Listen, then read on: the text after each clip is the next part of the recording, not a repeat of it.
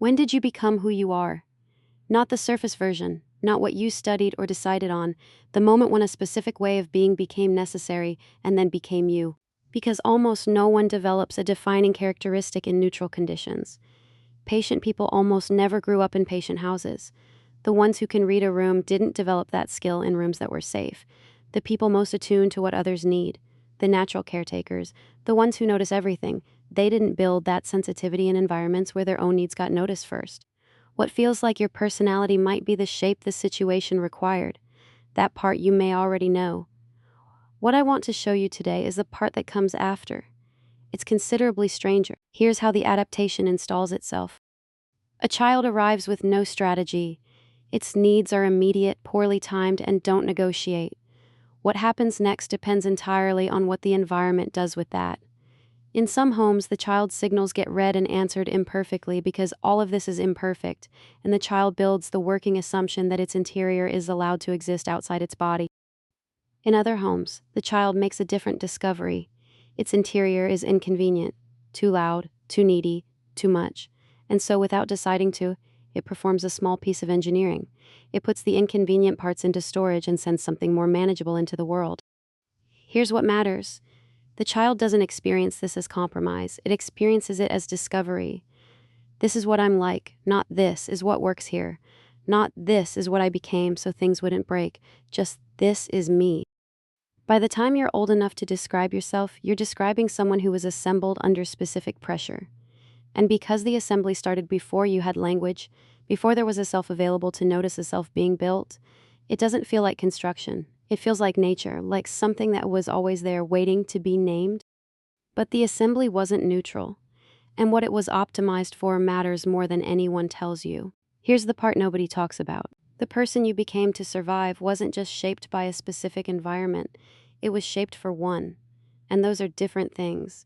A key cut for one lock doesn't work in every door, it just works in that door, and an identity built to navigate a particular set of conditions doesn't generalize, it specializes. Here's what that specialization produces. People raised in environments where the emotional weather could change without warning, where a parent's mood determined what was safe to say, where the job was to read the room before entering it. They don't just develop skill at managing unpredictability. On some level, they come to need it. Not consciously, not happily, but structurally. Because unpredictability is the condition under which that identity was built, and the only condition under which it fully knows what to do. In a crisis, there's a strange, uncomfortable clarity. You know exactly who you are, who to be, where to move. The survival self doesn't have to think. It has trained for this. But put it somewhere genuinely still, somewhere nothing is at stake. Nobody needs managing, no weather to read, and something dissolves. Not competence, something quieter. The sense of being a specific person who exists for reasons that aren't about anyone else. Calm, for this kind of person, doesn't feel like rest. It feels like a stage with the lights off, and a stage with the lights off is just an empty room. This is not a character flaw. It's a design specification. The problem is that the design brief expired. The environment that required it is gone, or transformed, or no longer makes those demands. But the identity doesn't know that. Identities don't come with expiration dates. They just continue executing the instructions they were given. I want you to look at something. Not the dramatic version, not the narrative you've already processed and made sense of. I want you to look at a pattern that keeps returning quietly, across different circumstances, different people, different years that you've never been able to explain in a way that fully satisfies you. The relationship that felt electric at first and slowly became exhausting in a very specific way. The dynamic at work that mirrors almost exactly something from somewhere earlier. The kinds of situations you end up in that you didn't plan for and didn't consciously choose but somehow keep choosing. Here is one explanation for that pattern. The nervous system doesn't distinguish between familiar and safe.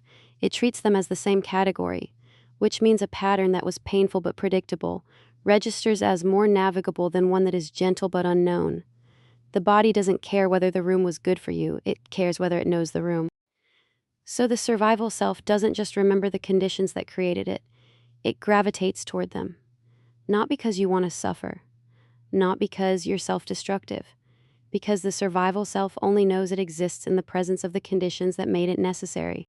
You end up in the same rooms not because you can't find the door, but because part of you, the part installed before you were old enough to vote on the matter, only knows it's real inside that room.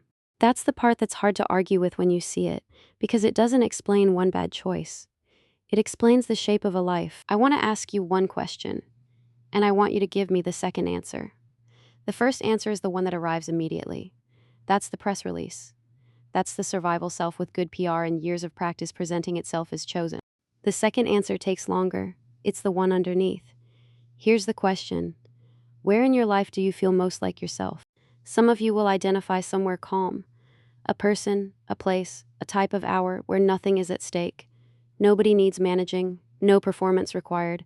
If that's you, the survival self has loosened its grip enough that you can exist in open space. Notice that. It's not nothing.